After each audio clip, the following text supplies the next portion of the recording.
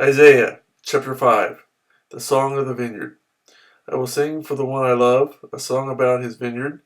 My loved one had a vineyard on a fertile hillside. He dug it up and cleared it of stones and planted it with the choicest vines. He built a watchtower in it and cut out a winepress as well. Then he looked for a crop of good grapes, but it yielded only bad fruit.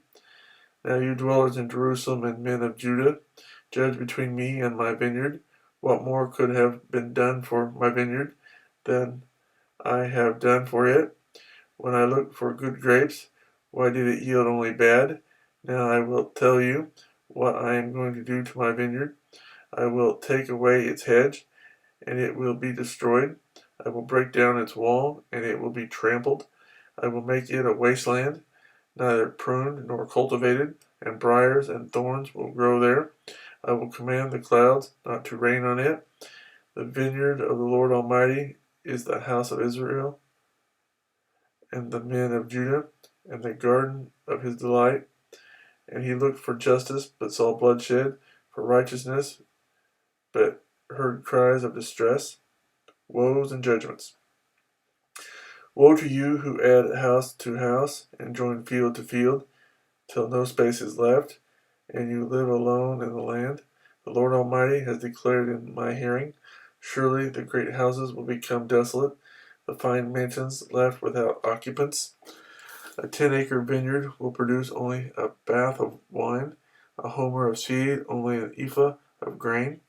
Woe to those who rise early in the morning to run after their drinks, who stay up late at night till they are inflamed with wine. They have harps and lyres at their banquets, tambourines and flutes and wine, but they have no regard for the deeds of the Lord, no respect for the work of his hands. Therefore my people will go into exile for lack of understanding. Their men of rank will die of hunger, and their masses will be parched with thirst. Therefore the grave enlarges its appetite and opens its mouth without limit.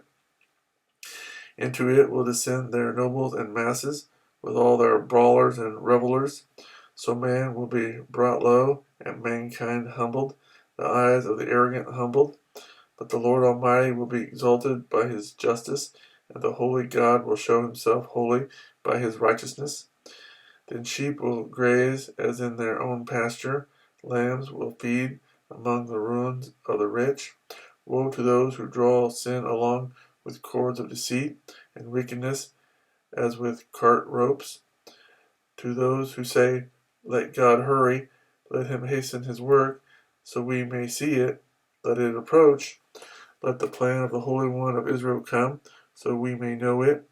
Woe to those who call evil good and good evil, who put darkness for light and light for darkness, who put bitter for sweet and sweet for bitter. Woe to those who are wise in their own eyes and clever in their own sight. Woe to those who are heroes at drinking wine and champions at mixing drinks, who acquit the guilty for a bribe, but deny justice to the innocent. Therefore, as tongues of fire lick up straw, and as dry grass sinks down in the flames, so their roots will decay, and their flowers blow away like dust. For they have rejected the law of the Lord Almighty, and spurned the word of the Holy One of Israel. Therefore the Lord's anger burns against his people. His hand is raised, and he strikes them down. The mountains shake, and the dead bodies are like refuse in the streets.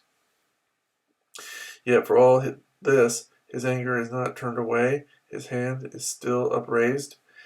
He lifts up a banner for the distant nations. He whistles for those at the ends of the earth. Here they come, swiftly and speedily. Not one of them grows tired or stumbles.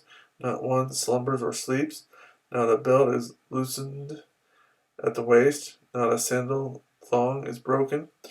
Their arrows are sharp. All their bows are strung. Their horses' hoofs seem like flint. Their chariot wheels like a whirlwind. Their roar is like that of the lion. They roar like young lions. They growl as they seize their prey and carry it off with no one to rescue.